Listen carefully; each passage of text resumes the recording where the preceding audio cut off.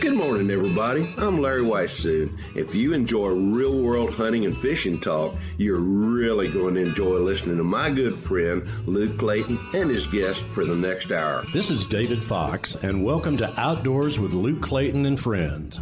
Luke has been a recognized outdoors writer for the past 3 decades and writes for a host of outdoor publications.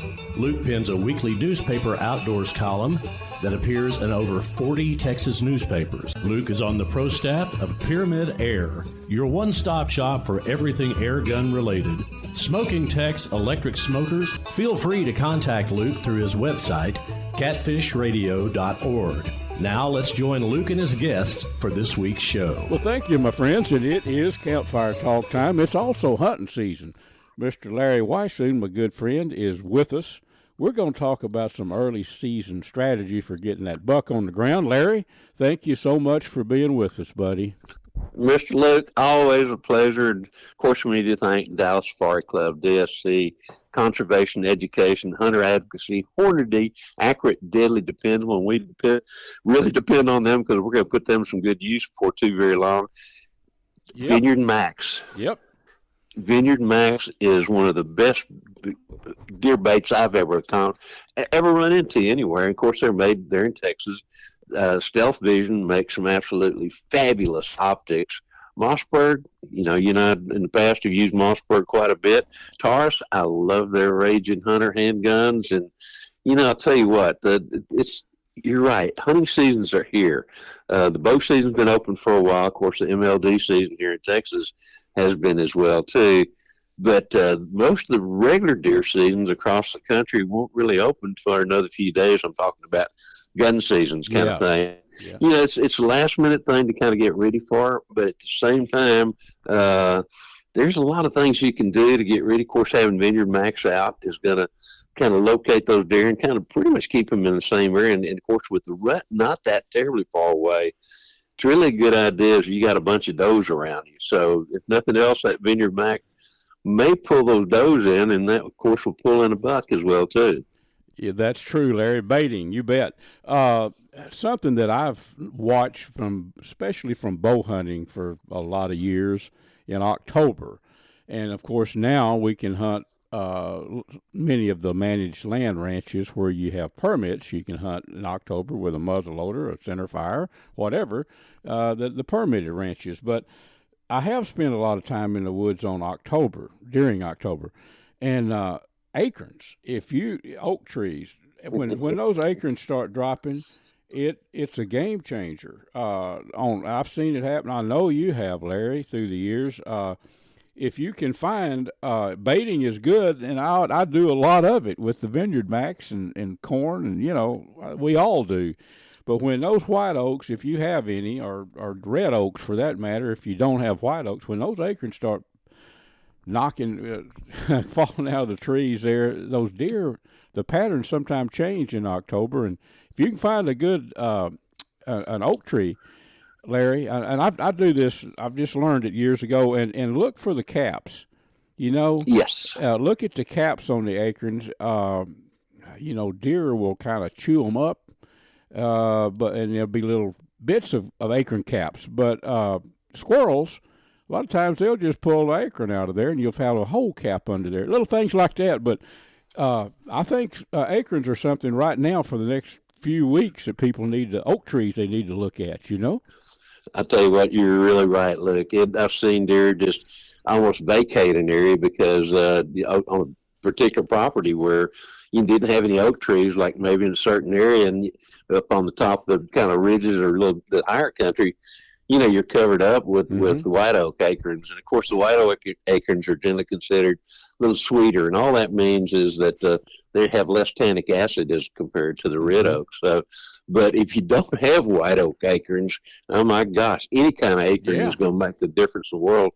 Something that I do on some of these places that I hunt, usually in February, and I'll remind people of it now, but usually in February, I'll go just to the edge of the drip line, which is the outermost ends of those limbs, and I'll dig a little trench, and I'll go buy some triple 13 and fertilizer, and then I'll just drizzle a little bit of triple 13 around that, on that drip line, cover it back up again. And guess what? For whatever reason, that deer has got the innate ability to find those most nutritious, maybe a little bit more palatable acorns, and they will go to that tree like it is a baited area. So, if you're hunting in an area and you're looking at next year, particularly, and you're having a hard time this year because of all the acorns, something you might consider doing, because they will really gravitate to those places where you've been doing a little bit of fertilizing. Larry, that brings to mind, I've mentioned this to you around the real campfire several times. I know you remember me talking about it, but my friend Mark Billette down in Groveton, down near Crockett, down in that part of the world. Oh, yes. He's they have a 2,500 acre ranch down there, and I've hunted with Mark for close to 30 years now. A lot, and there's an old shed, and it's an old implement shed out there, and it's located about I don't know, no more than 75 yards across the fence. Some heavy bedding cover. It's been there for a long time. That old shed was probably built back in the 50s, but I've taken several deer with a bow. Setting in that shed, and I guarantee you right now the pattern is exactly the same, unless a hurricane has blown that shed away. I'll need to talk to Mark about that. But you set in there, and it's under a bunch of oaks, not white oaks, they're red oaks, some species of red oak. But when throughout the end of October, like right now, those acorns will be hitting a metal roof. Down. You're sitting in there, sound like you're inside of a drum. But and it's an afternoon, an evening hunt. But just about 30 minutes before dark, those deer, they don't trot, they don't walk out, but you'll see them stage out there on the Here edge they of that come, heavy brush. They jump the fence. I've had as many as, I don't know, 8 or 10 deer all around me, and you're just in this building, but acorns. And Mark has told me years ago that when they're fertilizing the hayfield, there's a hayfield around there, yes. And then that heavy cover is probably 75 yards across the fence. And he says, yeah, we just it gets around the edge of these trees, which is the drip line, and the deer just go for it. I guess, like you say, I guess that's the sweeter, makes them a little sweeter with that fertilized acorns. I don't know. I guess that's really what it is. And if somebody's interested, the way you tell the difference between a white oak and a red oak is the tips of those leaves. And I'm talking about the lobes on a white oak they're rounded. Yeah. With a red oak, they're pointed kind of thing. So, but acorns, regardless of what they are, they're so very important this time of the year. The thing about it is, we learned some time ago too, is that energy is so much important, is almost as important as what protein is, and maybe in some instances equally or more important. And if you got acorns on your property, and there's a lot of Texas and a lot of areas that I've hunted where you don't have acorns, but that sure can make the difference as far as the health of a deer herd, or if you have a bad acorn year. I've talked to several people this year, and it's kind of spotty, because I've talked to some areas that have good oak trees, and they said, man, we've got very few acorns. And then I've talked to some others that said, man, we're just saturated with acorns this year. And according to a lot of those folks, those acorns have started falling a little bit earlier this year as well, too. You bet. Around the house here, acorns start falling in mid-September. A lot of post oak. I have probably on a little few acres that I have. I don't tell how many post oak trees are out there, but they start falling. Now there's a lot of acorns on it, and these trees are loaded. I don't have access to this little piece of land that I used to hunt. Actually, the gate is no more than a quarter of a mile. It's a crow flies from my house. But for years, I hunted some white oaks back in the woods, and I tell you what, Larry, we were sitting under those trees right now, the deer are on them. They would just pull deer in every year. But no, we have a heavy Kaufman County, and friends are listening all over. But Kaufman County is about 45 minutes east of Dallas, southeast of Dallas. These trees out here are loaded this year. I've been over in this immediate area, and our trees, our post oak, are just loaded. And what happens here? We live in an area, 5 10-acre tracts, that type of deal. And but we're at the end of a road, so the deer, for where the deer live, have to come through several tracks. We seldom ever Right. see a deer here, but hogs, the hogs don't need to be here right now. There's plenty of acorns in the woods. But about late December, January, they come all the way up to us. And I live in one of the best hog hunting 4 acres that you can find. You know that, Larry. Larry, it's hunting season. I appreciate you taking time. I know how busy you are this time of year, but to be with us and share some, some of these things people know, but it doesn't hurt to remind them, and might be news to some people. The rubs that we're finding now, I don't put a lot of, this is just me, I don't put a lot of emphasis on those, other than the fact that there was a buck there rubbing velvet, But pretty soon those rubs are going to get serious, aren't they? They're going to, as the rut comes in. You're really right. They'll continue rubbing, and it's not unusual for several bucks to rub on the same tree. Mm-hmm. And a lot of times it's almost like a dog marking territory on a tire with another one coming by. But you can learn so much about the rubs. If you look at that rub and you look a little bit farther away, you'll notice that rub is pretty much always on the same side of the tree that you're looking at it. Mm-hmm. That tells you what pathway that deer takes. He's coming in, if you're looking at, and there's a rub in front of you, you can see very obviously. A little bit farther on, there's another one. That tells you that deer is walking that rub line just like you are. So that gives you an indication. And if you look at depending on the rub, a lot of times bigger bucks rub bigger trees. Not always, but a lot of times they do. But you can also get an idea if you look at the surface of the rubs as to if they really look like somebody took a wood rasp and they're just very, shredded all over the place and deeply gouged. Tells you that deer probably has got a bunch of little extra points down around his base, around his brow tine. Now, if it's very, very slick, it tells you that deer probably is, just basically out of main beam, a brow tine, and then more main beam.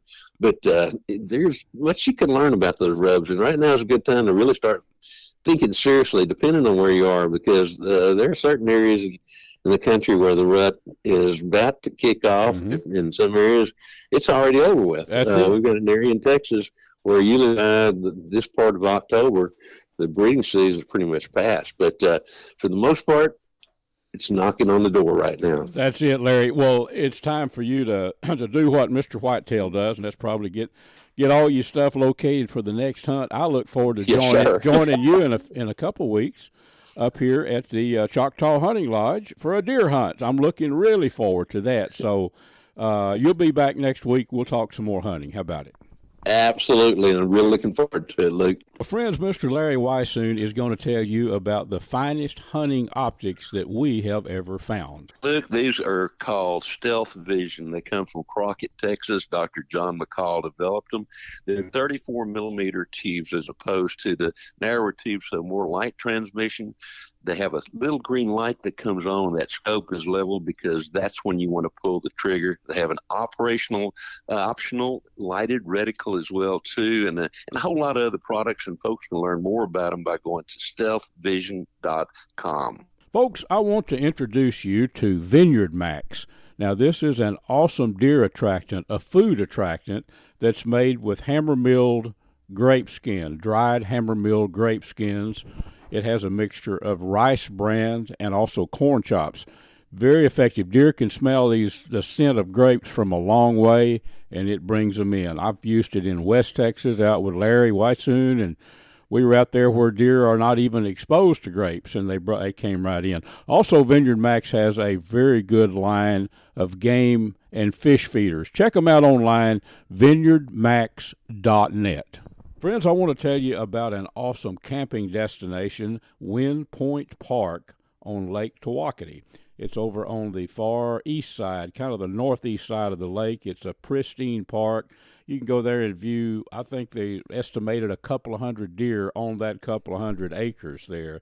Cabins, beautiful RV park, fishing piers, docks. It's got everything you'd want in an outdoor destination. Check them out online at windpointparktx.com.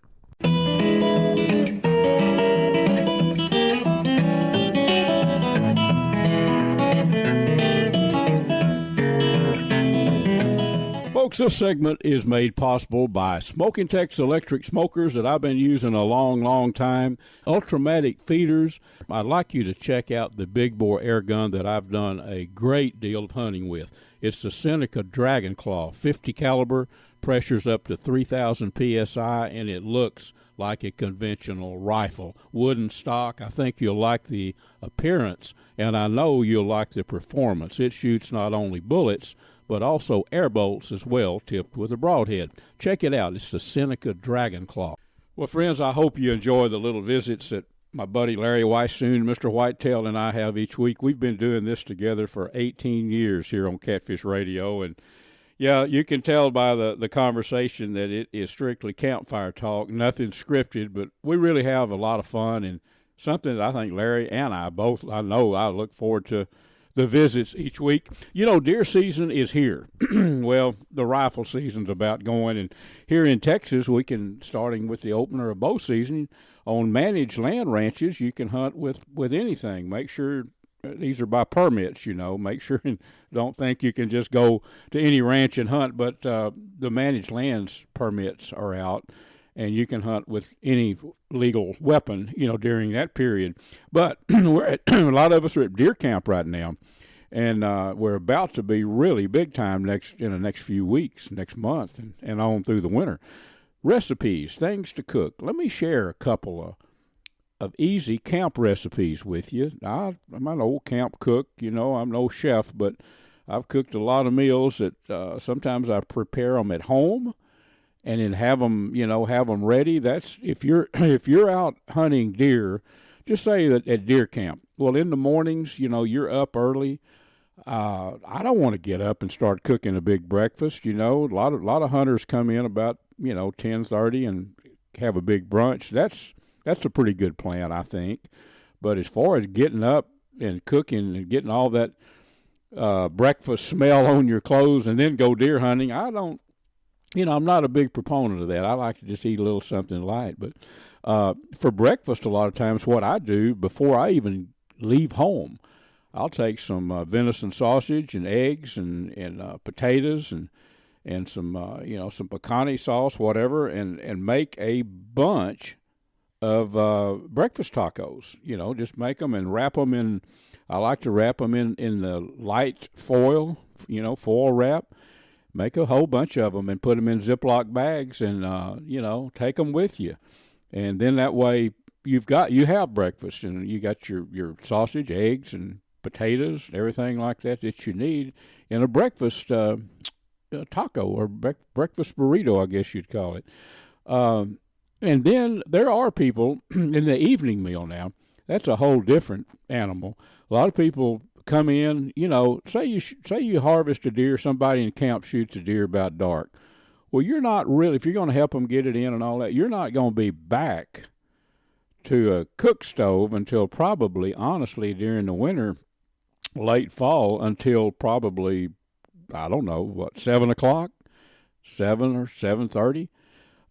Then you're going to cook a big meal. I've done it a lot, but I'm all about prepping things ahead of time. And there's so many ways you can do that. One of my favorite camp dishes is smothered venison steak. Now, it could be smothered backstrap of wild pork. It could be smothered beef steak if you can afford to buy beef. But I like to use wild pork backstrap because I've always got plenty of that on hand before deer season. So here's what I'll do at home. I'll take it. I think the German folks call it schnitzel, but I'll cut that pork backstrap, across the grain, and then I'll use I call it a meat hammer, aluminum hammer, and pound it out thin. Season it up with garlic, salt, and pepper, and dust it with flour and fry it, really crisp. And then I have a big pile of that. And then I'll just make a gravy. You can use this Pioneer gravy mix, or I really like to do that. Or you could make a gravy on your own, just with water and flour. But I like to use that Pioneer gravy mix. A couple of packets of that, and I'll make up a gravy and saute some onions in there. Get those onions cooked down real good, and then basically put all those fried steaks in there with that gravy. And at that point, I'll add about a cup of rice and about 2 cups of water, and bring it all up to a simmer. Put a lid on it, and when the rice is done, which takes about 20-25 minutes, your steaks are already cooked. They'll be soft and tender, and you'll have smothered steak. And trust me, wild pork is excellent cooked this way. You can take wild pork and cut it thin, make schnitzel out of it, if you will, chicken, fried pork, whatever you want to call it. But that all cooks together. There's one trick though. I use a 14-inch skillet, cast iron. It's a Lodge cast iron skillet with a lid. That thing, I have had it from all over the place. You wouldn't believe the places and the meals I've cooked on that. But I use that with a lid. And you want to make sure when you put that rice in there, it's going to take about 20-25 minutes to get that rice tender.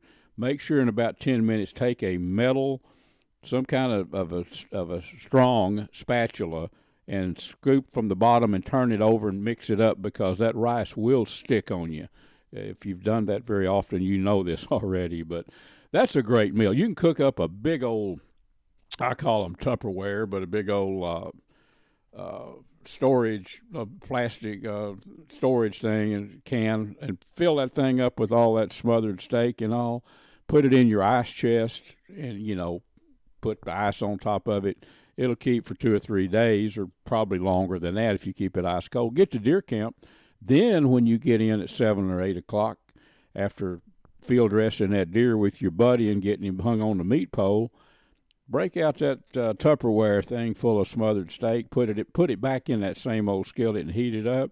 I guarantee you'll have to fight the people off, friends. So that's a good recipe. Another one that I like to cook, let's see, we've covered breakfast with the breakfast tacos that you made at home. That's anybody can make those. They're easy. The smothered steak deal, that's a great meal. If you like stuffed peppers, I love stuffed bell peppers. And I use, breakfast sausage made from venison. Kube's there in Dallas makes a lot of sausage for me. But I'll defrost at home again, defrost some of that, couple of pounds of that Kube's spicy breakfast sausage, fry that up. I don't really get it crisp. I just get it where it's gray. In other words, about almost done, but not quite all the way cooked. And then I'll mix some tomato with it, a little onion, put some corn in there with it, and some cooked rice, and stir. Mix all that together and stuff those peppers. And then what I do, I fill the peppers with that mixture, and then I'll put the peppers in a pot at home, of course, and just steam them with a little water and a lid until the pepper itself is done. You could bake it. If you could bake those peppers, but sometimes that dries them out a little bit. And cook them until, I'd say probably 20 minutes. That'll finish cooking that meat. Some people put the sausage in there raw, but I don't know. I like to just kind of not really brown it, but just cook it, heat it up to 160, in other words, and then I don't have to worry about cooking it so long once it's in the peppers. And then you wrap those peppers in like saran wrap or whatever. You can use foil. Stick a bunch of those in a Tupperware, put a lid on it, and you're talking about if some people love stuffed bell peppers, some don't, but most people do. Break those out at deer camp, folks. That's a really, really good meal. And these things are things that you can cook at home. Now, here's one last thing that goes over really big if you just got a couple of 3 people at camp. Now quail is a recipe. This is Dutch kettle, and I do cook it out on a campfire. The coals from a campfire. The little Cornish hens works well. Not everyone has a freezer full of quail, but dust your quail with salt and pepper. Melt about a stick and a half of unsalted butter in your Dutch kettle. Dredge those quail or Cornish hens, whatever you're using, in that butter, and then pound about 2 rows of Ritz crackers in a Ziploc bag. Get those all broken down and roll those Cornish hens in that. Put them in your Dutch kettle. It takes about 45 minutes. And then take that extra meal or cracker meal and sprinkle all over the top of it. Folks, that is some of the best eating. Now, that's one that it'll take you probably, well, it takes about 45 minutes for those Cornish hens to cook. But that's a great meal. Okay, we've talked a bunch of hunting, outdoor cooking so far. We have got we're going to talk some catfishing and then some bass fishing down at Lake Fork. So I hope you have enjoyed the show thus far. Some fishing talk coming up. I want to tell you about a one-stop shop for everything related to game feeders and fish feeders, Ultramatic feeders. I've been using components and feeders from Ultramatic feeders for 20-something years, I guess. They have the remote, which you can remotely activate your feeder with, the timer, which is the most simple timer that I've ever found on a game feeder. And then the eliminator. Check these out. They are worked on centrifugal force, and they seal off the corn supply so coons and squirrels can't get to the corn. Check them out. Ultramatic feeders, you could go online to ultramaticfeeders.com.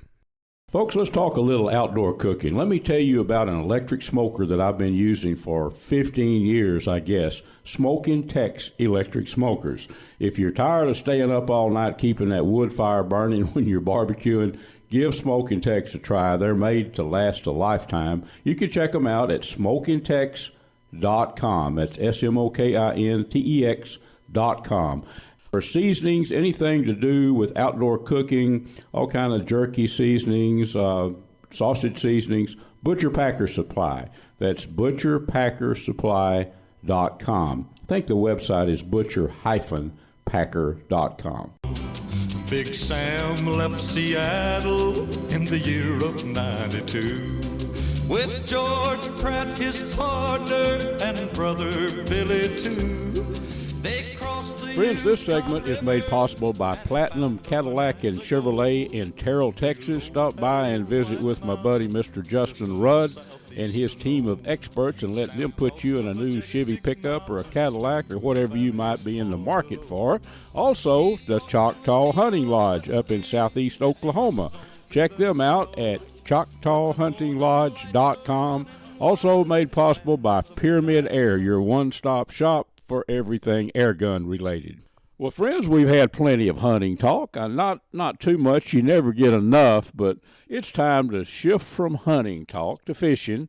Let's go down to Lake Tawakoni. If you're listening to this from who knows where, up in the Panhandle or on a podcast somewhere, Tawakoni is just about an hour east of Dallas. And Mr. Tony Pennebaker, my friend, is going to tell us all about the fall blue catfish bite. Tony, thank you for being here, buddy.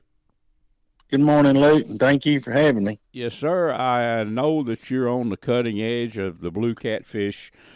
I fished with you for lots of years, and I know what's going on down there. I know that the blue catfish, it's the season for the trophies. But gosh, I saw a deal on Facebook just couple of days ago where you had a ton of what we call the upper cutters, the bigger eater fish, didn't you? Yeah, catching those big slot fish, out there about 24, 28 inches, some of them 30 inches long. Nice fish. They are. And, for a lot of people, I tell you what, there's a lot of people right now that's the rifle deer season's about to kick off, but a lot of people like to have those catfish fillets for hunting camp. I do. Oh, yeah. I know that's a good thing to carry with you. Yeah, you told me a lot of your clients like to book these just before hunting season and early hunting season and stock up for the winter, right, on fillets. That's right. Well, yeah. Tony, let's talk about catching them now. I hate to – I fished with you and David Hanson out there so much and other guides on other lakes that I kind of got a pretty good idea. But, yeah, if you want to go for a big one, that's one thing. But if you just want to, and you can catch a big one anytime, really, can't you? Even if you're not, if you can. Yeah. Okay. Tell us. If you try, you can. Right.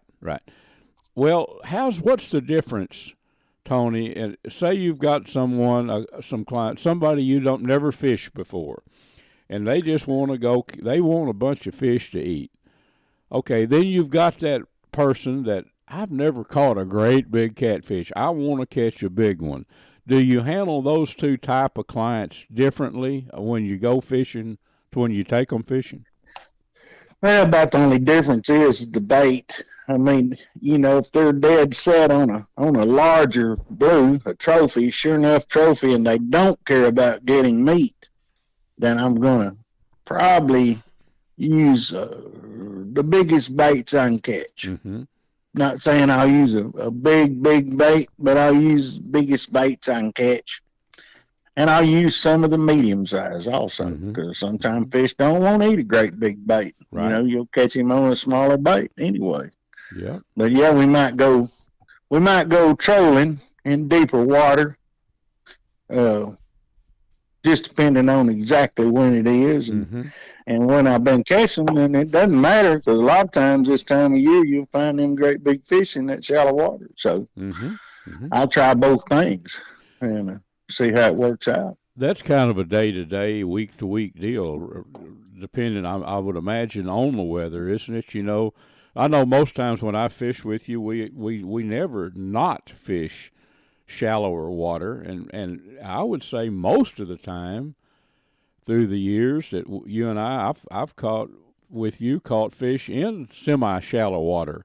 I mean, people think in the colder weather you need to be out in the deep water, but that's not always the case, is it?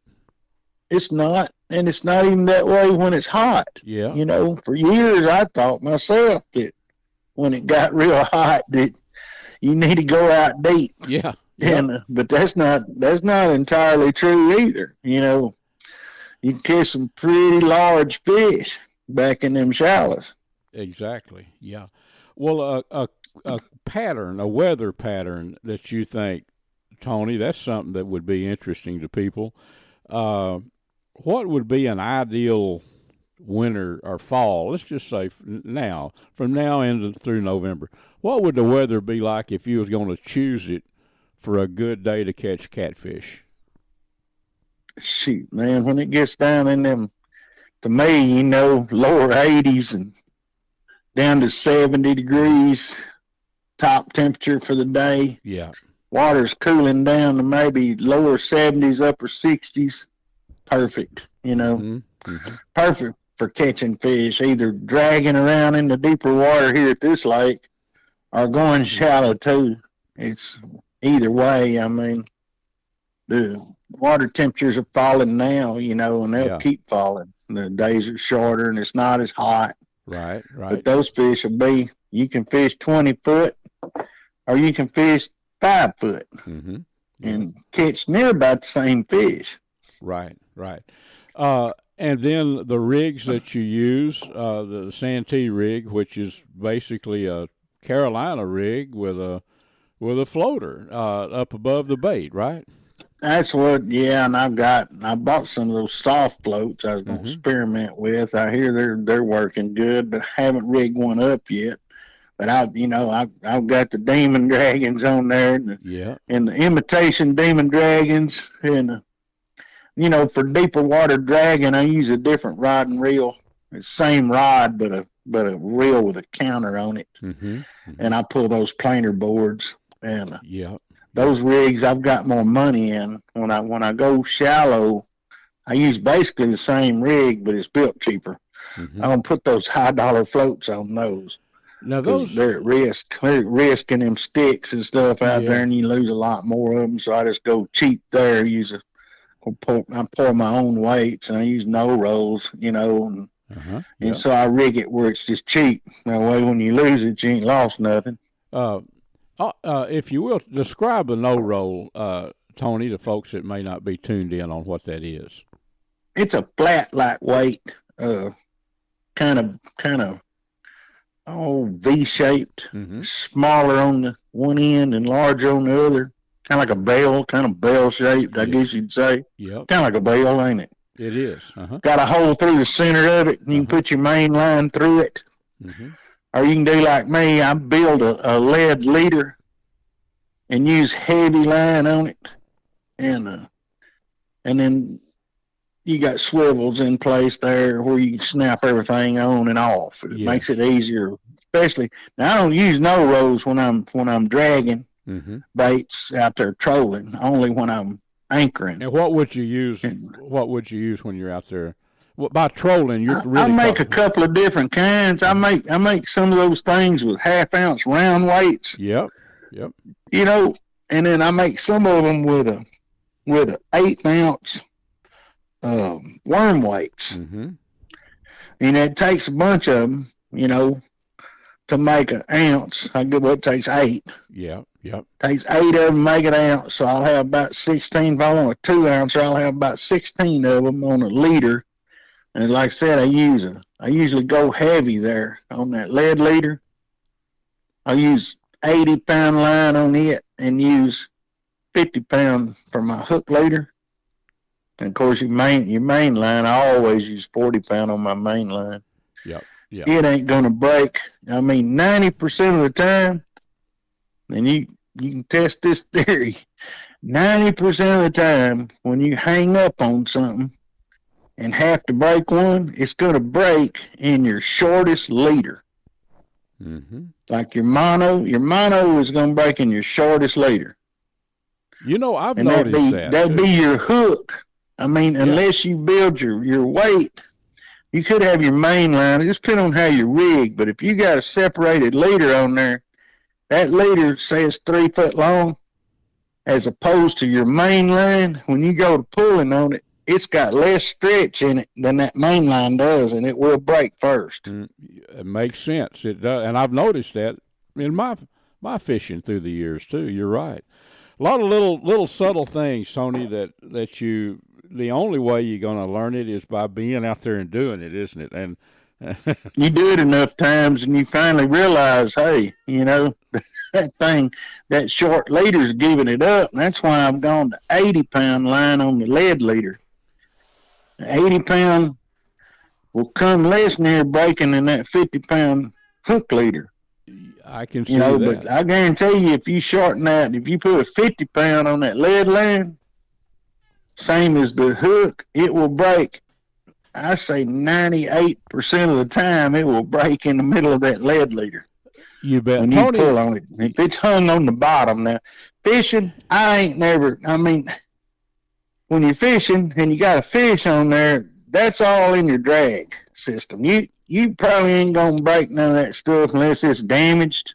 right. As long as that drag slips and that pole's up in there and bending, it's just going to take a huge fish to do that. The drag and the pole, let them do the work. That's exactly right. That's it. The drag and the pole is going to help you there, and you need to check it all the time. Make sure you check it all the time. You bet. There's people out there right now thinking, I guarantee you, well, okay, he's told us how he rigs up and some technical stuff, but what does he use for bait?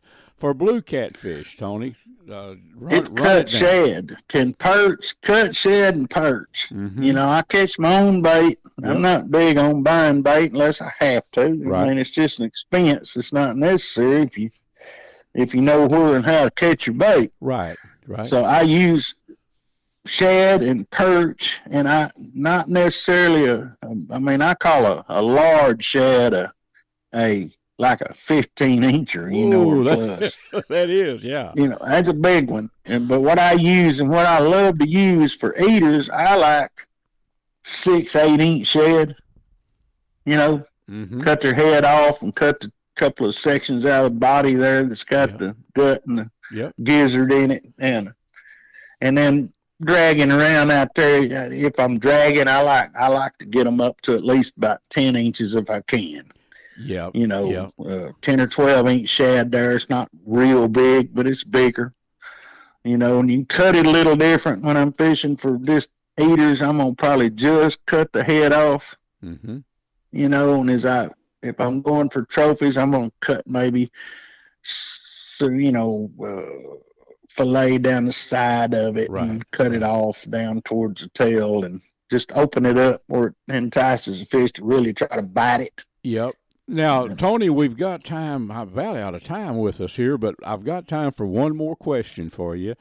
A lot of people, shad is not something they can buy it nowadays at a bait store or whatever. I think you're a dealer too. I think so, but they can buy. I'm a bait dealer.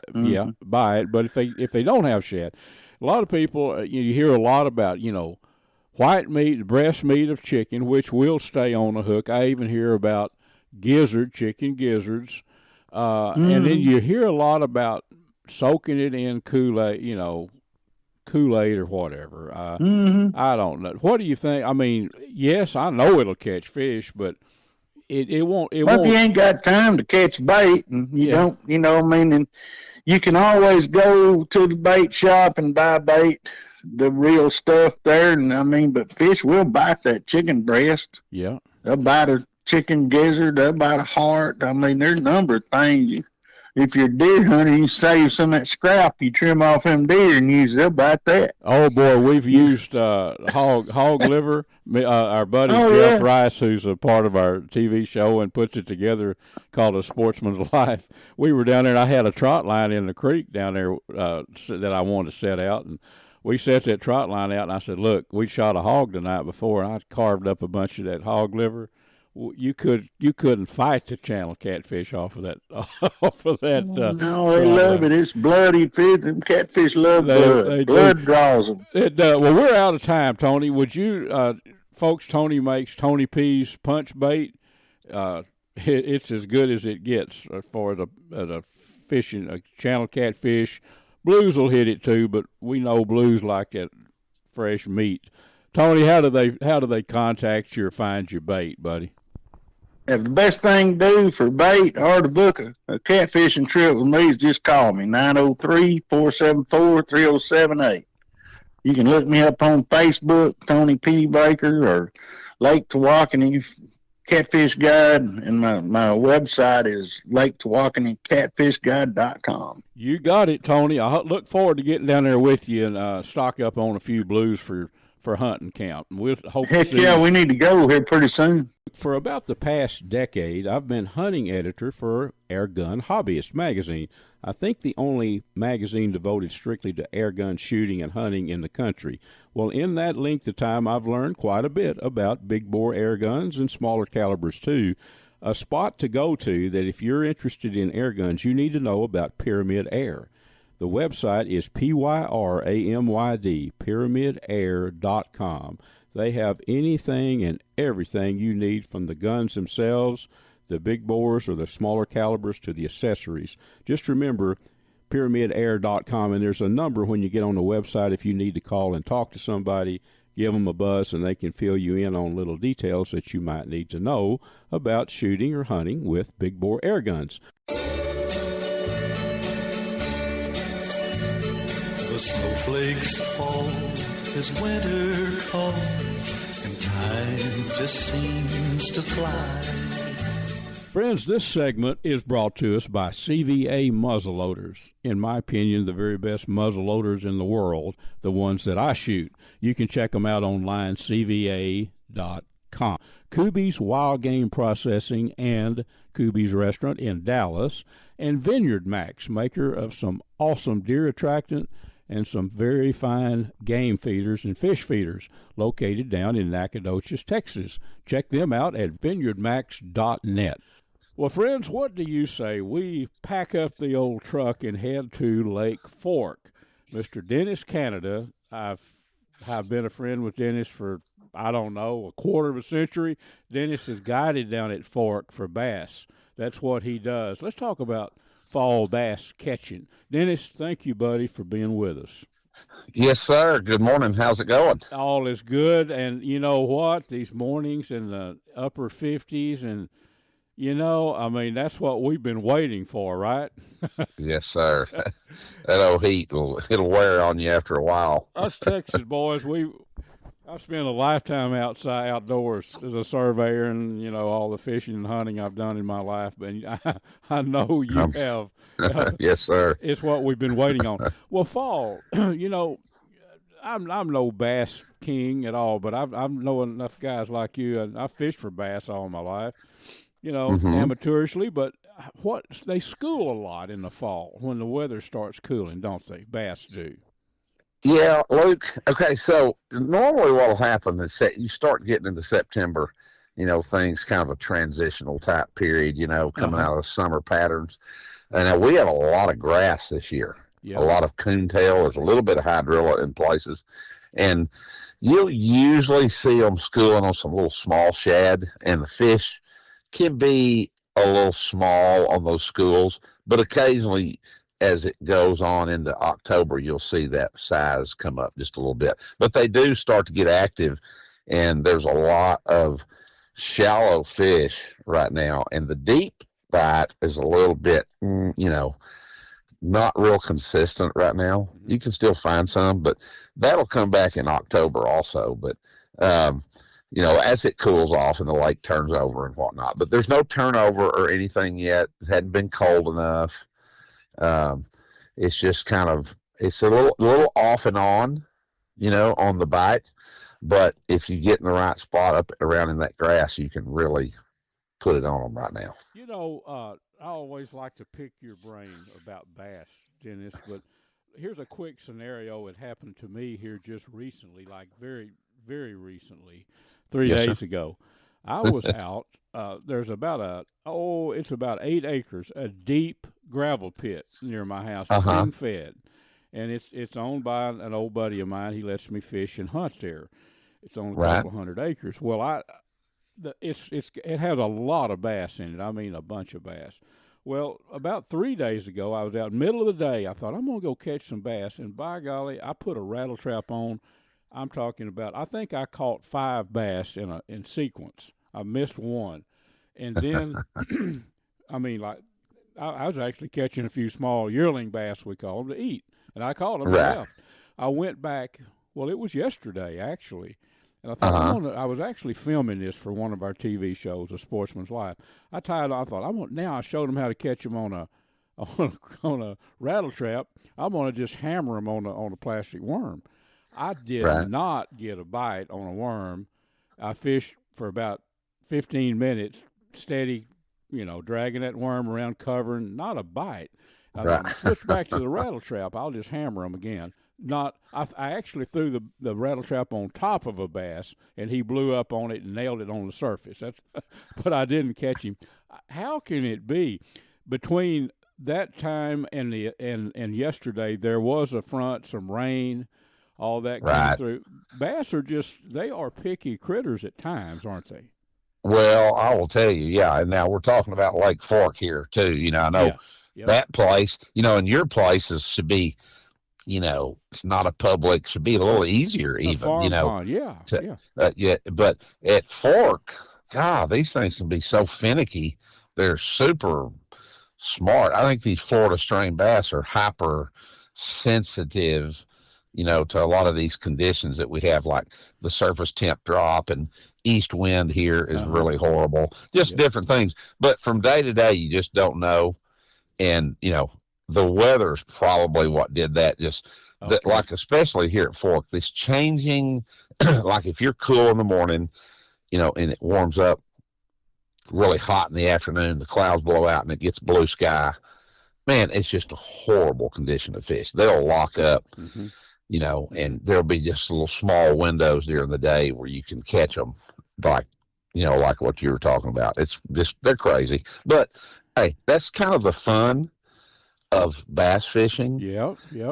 Is trying to seasonally figure them out, and the hunt and the lure of chasing them, and the surprise when you run a spinnerbait down a log. Oh my God, and an 8-pounder or whatever. Right. So, that's just the fun of it though. Dennis, what's going to be through October here, until it gets winter, until it gets really cold, what's going to be some pretty good patterns, baits, and and things like that, you know?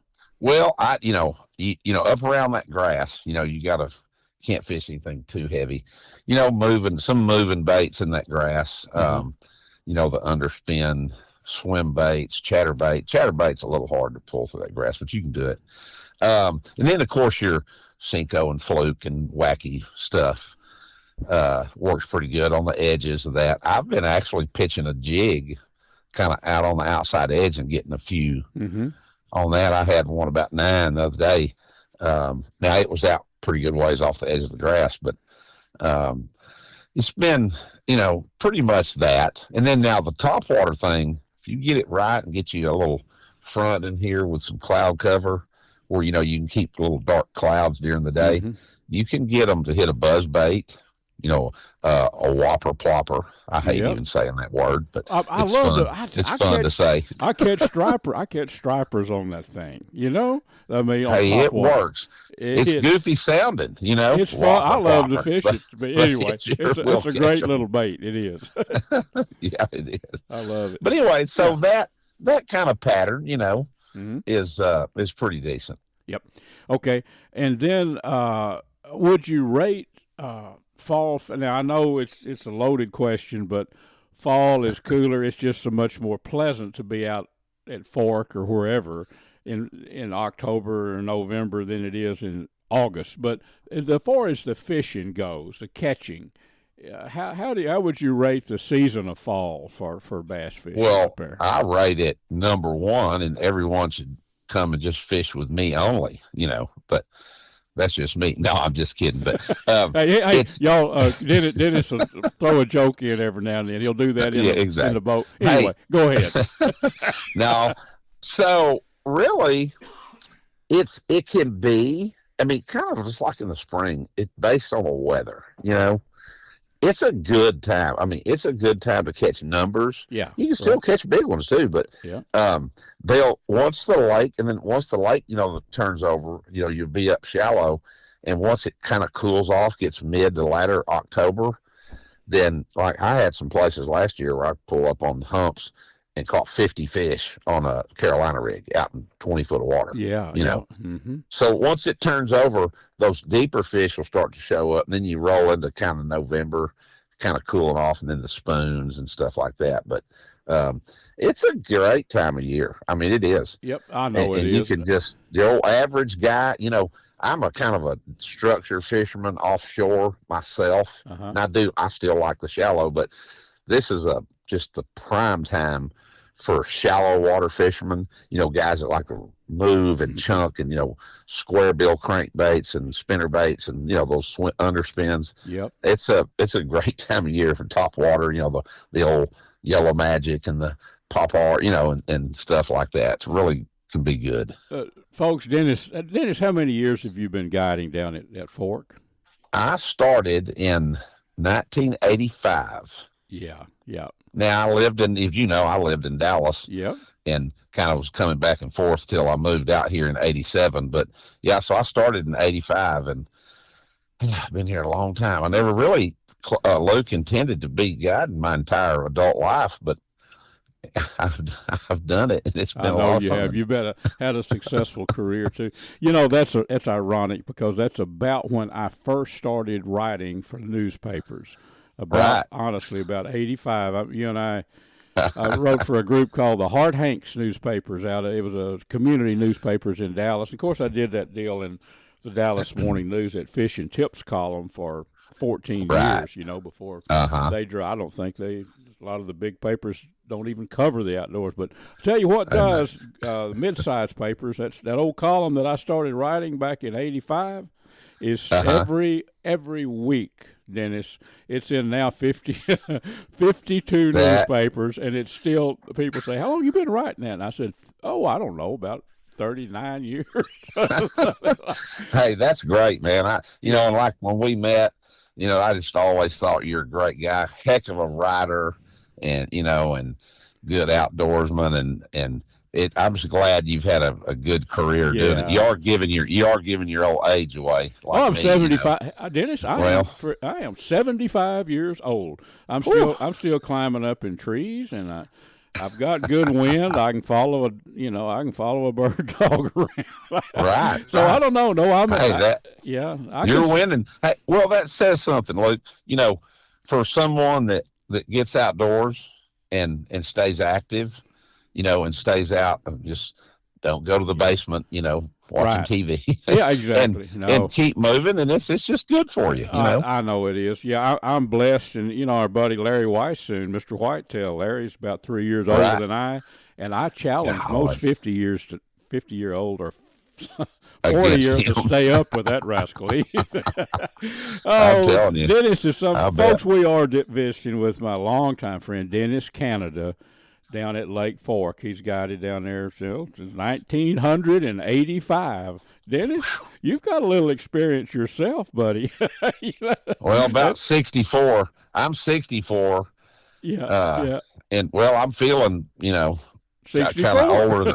I'm feeling older than your buddy Larry, with my knees, and I'm like, oh, what am I doing here, Well, people don't realize how much work guiding fishing trips really is. I've had you, and I've got a ton of other friends that are guides. Oh, and yes, all sir. those boys do. They just get to fish every day, and well, they haven't followed you guys around as much as I have. It's a chore. Then if somebody wants to come to Lake Fork, have some fun, catch some fish, they need to contact Dennis Canada. So how do they do that? Well, they just need to call me, and I will, and I'll set up, just whenever I'm pretty flexible on, like in the fall, not just booked every single day, the spring and the summer or the really hot, just kind of crazy, but, just give me a call on my cell number. Is it okay to give them out my cell number? Yeah, do whatever. Yeah. So 909-335-6524. And you can get me there and text me, call me, or whatever. And anybody that does certainly appreciate it, and just grateful to have the business. Yes, sir. And to work hard and see what we can get. Yeah, and have some fun. And folks, remember, any of our guests. I know all these friends, so contact me through catfishradio.org. My email is there. I promise you I'll get you. If you're driving down the road and don't get a number, contact me. I'll hook you up with them. Dennis, thank you so much, buddy, for spending some time and talking some bass fishing. Appreciate it. I appreciate you doing it, and look forward to doing it again. Folks, that about wraps our show up for this week. I've enjoyed being with you, and I hope you've had a good time, too. And, folks, we're also brought to you by the Choctaw Hunting Lodge up in southeast Oklahoma, located about, 45 minutes west of Hugo, Oklahoma, owned by the Choctaw Nation. It's about 45,000 acres of awesome mountain, country, hills, valleys, loaded with game. Lots of eastern turkey, and they do eastern turkey hunts if you're looking for a spot to hunt turkey in the spring.